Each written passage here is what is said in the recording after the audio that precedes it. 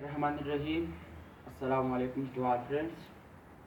Today the topic of our discussion is Boyle's law. इस law को Robert boil ने propose किया था, इसी वजह से इस लॉ को बॉयल्स लॉ कहते हैं. This law proposed by Robert Boyle in 1662 1662 में. स्टेटमेंट इसकी है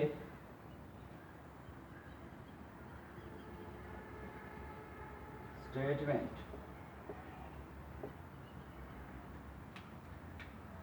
volume of given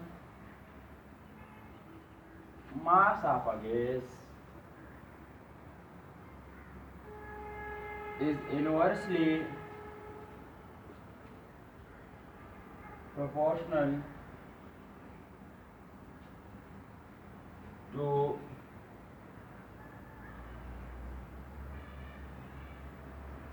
pressure at constant temperature.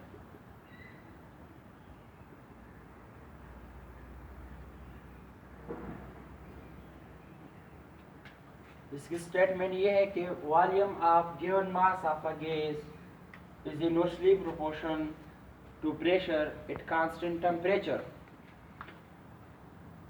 If we keep the temperature constant of a gas in a container, then volume of a gas is inversely proportional to pressure.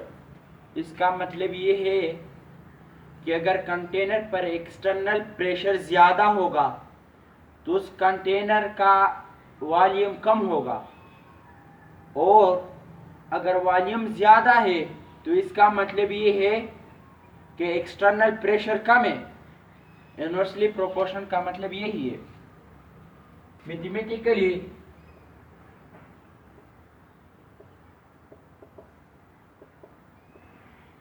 This law can written B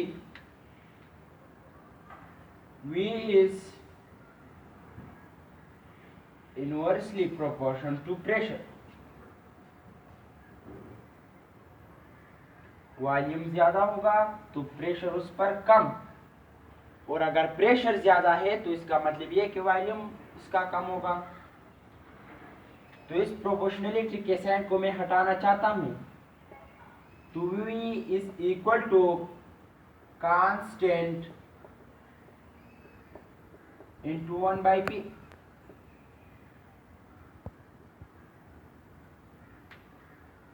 proportionality की जगह मैंने is equal to और constant लगाया. दूसरे step ये है कि by cross multiply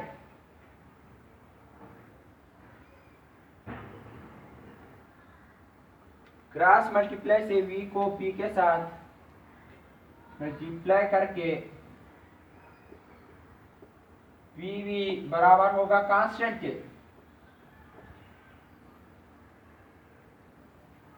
pv is equal to constant. इसको मैं इक्वेशन 1 का नाम देता हूं, इक्वेशन 1 या equation A. pv is equal to constant, इसको इक्वेशन ए कहता हूं मैं.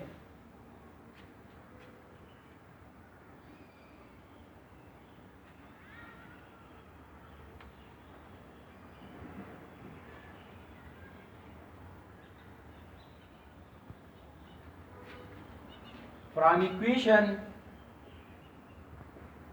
ए we can say that product of pressure and volume remain constant.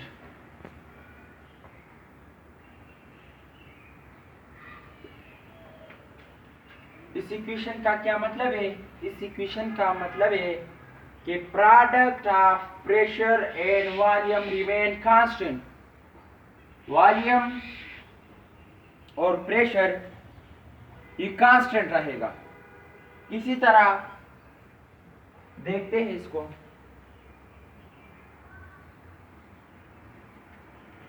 PV is equal to constant।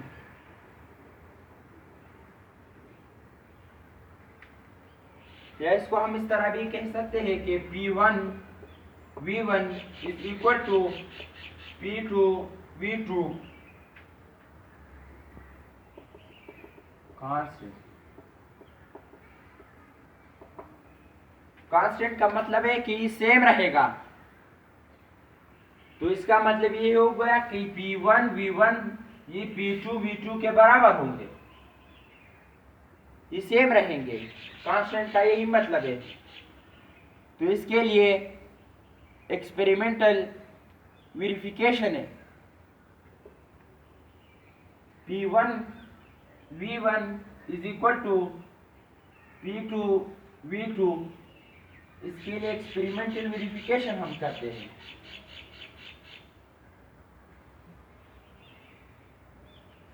Experimental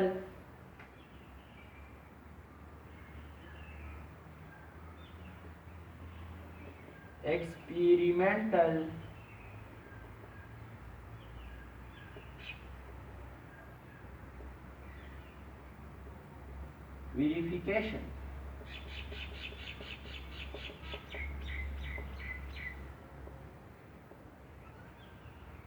experimental verification के लिए मैं 2 कंटेनर लूंगा।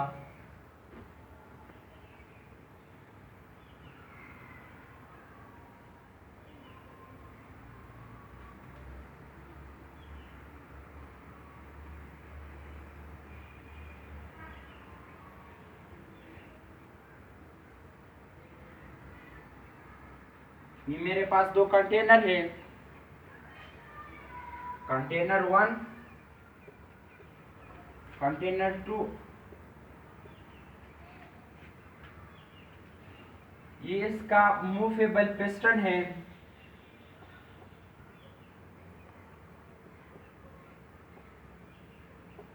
मूवेबल मैंने इसलिए लिया है कि अगर इस पर मैं एक्सटर्नल प्रेशर ज्यादा करूंगा तो ये नीचे की तरफ आएगी, और अगर एक्सटर्नल प्रेशर कम होगा तो ये अपवर्ड जाएगी, ऊपर की तरफ।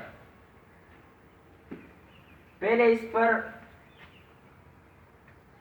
P1 जो है प्रेशर जो है और 2 atm था, और इसका जो वॉल्यूम है V1 वो है 4 डेसीमीटर क्यूब। ये इसके अंदर एक गैस है। फिर इसी तरह ये P2 जो है प्रेशर 2 दूसरे कंटेनर पे, इसका प्रेशर मैं लेता हूं 4 atm, और इसके अंदर भी गैस है।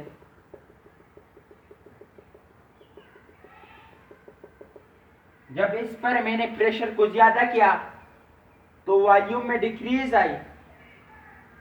ये 4 डेसीमीटर क्यूब है तो इधर 2 डेसीमीटर क्यूब होगा। V2 जो है वो क्या है 2 डेसीमीटर क्यूब।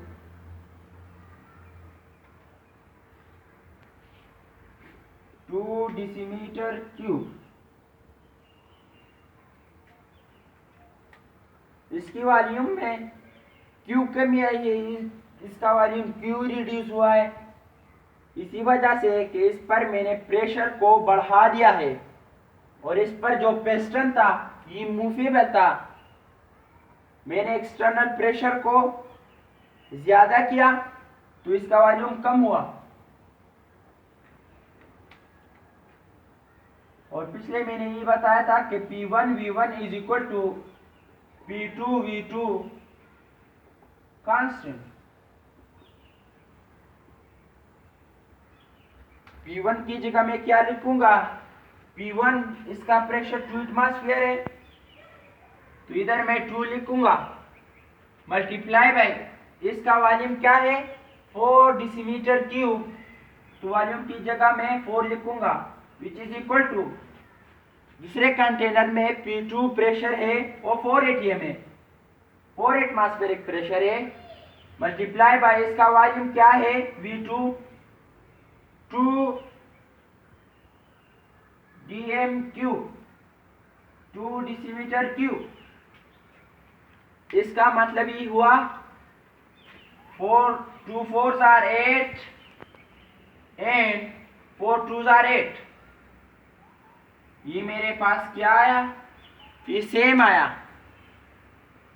P1 V1 जो है ये मेरे पास 8 आया, और P2 V2 है ये मेरे पास भी 8 आया, तो इसका मतलब क्या हुआ कि ये कांस्टेंट है, P1 V1 is equal to P2 V2, ये प्रूफ हुआ है मेरे पास, 8 is equal to 8।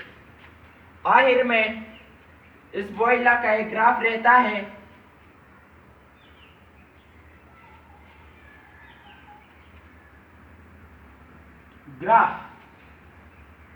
graphically representation of boiler,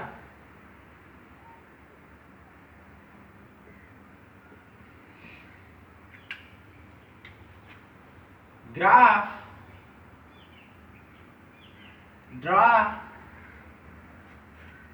at constant temperature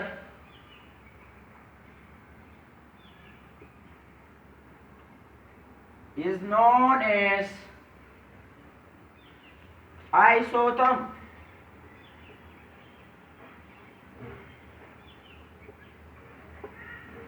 अगर टेम्परेचर कांस्टेंट है और इसके लिए ग्राफ हम बनाते हैं तो वो आइसोथर्म कहलाएगा, और किसी तरह आइसो का मतलब है सेम और तम का मतलब है टेम्परेचर,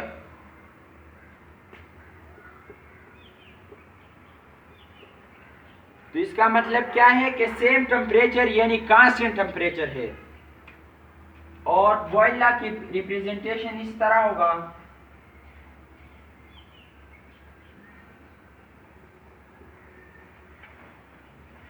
इधर इस साइड पे वॉल्यूम और इस साइड पे प्रेशर,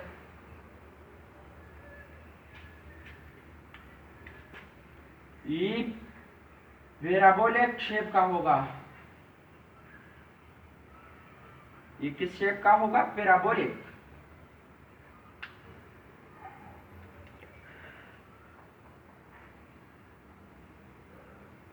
ये जो है ये पैराबोलिक शेप है। किसी तरह इधर हम देखते हैं कि प्रेशर है, इसको हटाते हैं,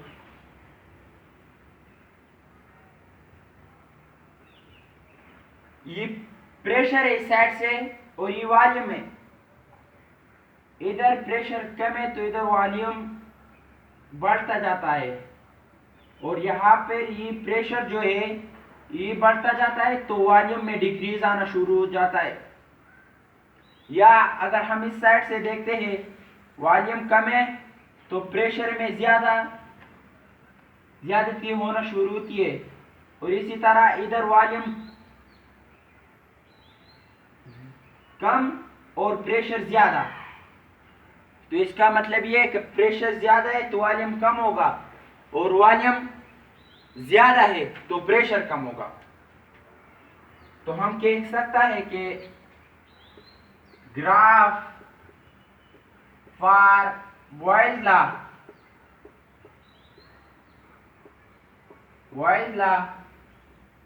is parabolic shape, ये किस शेप का होगा, पैराबोलिक शेप का, ये वाला शेप है पैराबोलिक, ये वाला शेप पैराबोलिक शेप का होगा। तो ये हमारे पास टॉपिक था बॉयज लॉ।